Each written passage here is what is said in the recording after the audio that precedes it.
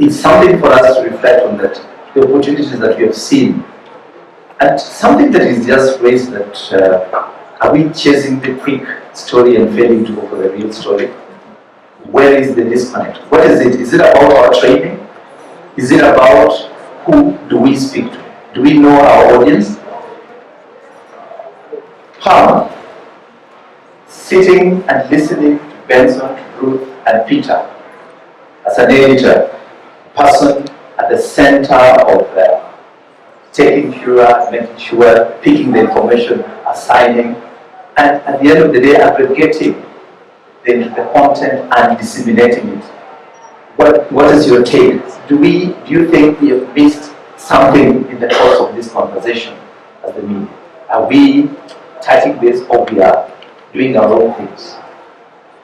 Good afternoon, Steve. I think I'll just go back to the year 2008 when I first started reporting on climate change, and I can actually count with my fingers how many of us then were reporting.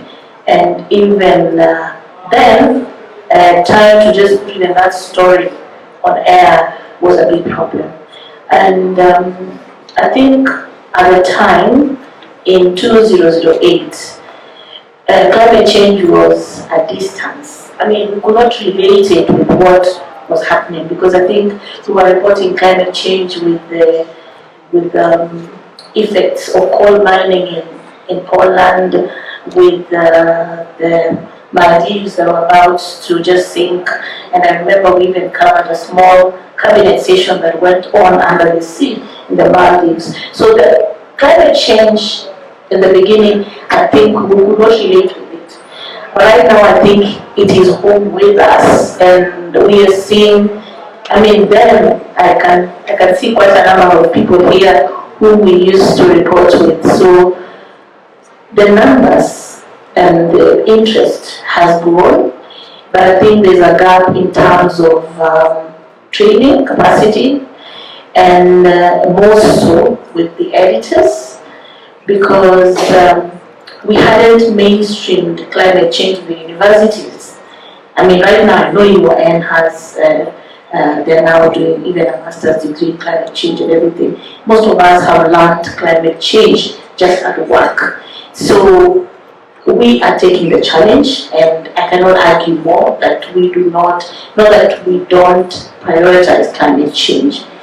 Like, I think from here, one of the first things we have to do is what he's talking about, the flock money. I think it's quite key. It's one of the things we have to monitor in the counties.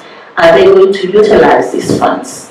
And I think every now and then, and maybe I don't need to fault governments, if to fault,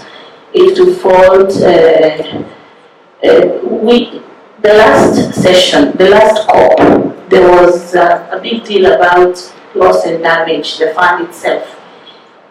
How we implemented the fund. So we keep moving on to funds. And so I think sometimes journalists get a bit confused with there's so many funds in this climate change. There is we first had the African Green Climate Fund. There is the Loss and Damage Fund. There was even an adaptation fund. Nobody even talks about it anymore. I don't know where it is. Let me say the truth. Then I think the most important thing is an assumption. We have big words that are coming: greenwashing, carbon tax, It's not bad, but I think if we are able to localize and be able to interpret what we speak in the meetings, like I know we are talking about carbon credit and trading and benefit sharing bill. What is it? What does it mean? How does it impact Wafula in Kitale? How does it impact Ole Kantai in Kajiado? So I think for journalists sometimes we want to relate the big terms, the big conversations with the villages, with the villagers or the communities themselves. So this, from the Nairobi Declaration, I'm hoping, and with the newsroom itself, we are able to concretize the outcome of the Nairobi Declaration and give it a human perspective. Without a human perspective, like, I'll be honest with you, at one point I felt this was a talk shop, talk.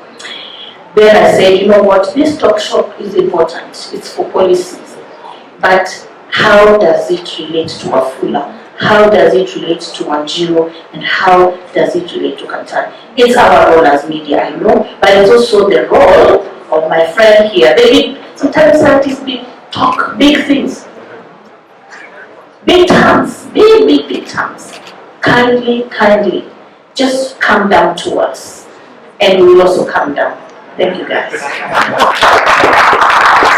Thank you. Paul has put it the way it is, that the jargon